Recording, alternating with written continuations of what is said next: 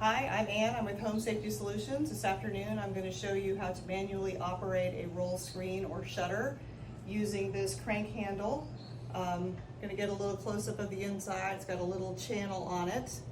And what we do is we attach it to the dongle that is on the hood. Sort of counterintuitively, you want to make sure that you line up the solid part of it, because it's got a little channel on the inside of there, with the dongle itself. And you'll feel it sort of slide into place, and then you want to turn it.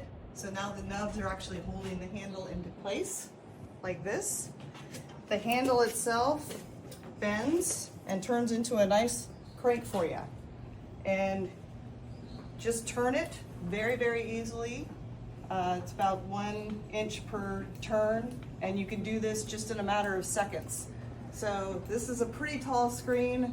To give you a reference, I'm about 5'2", so this screen is twice as tall as I am, but you can see how easily this moves up and down. And then when you're done, and I'm just going to demonstrate it so you can see it, you just straighten it out, turn it the opposite way, and pull it down.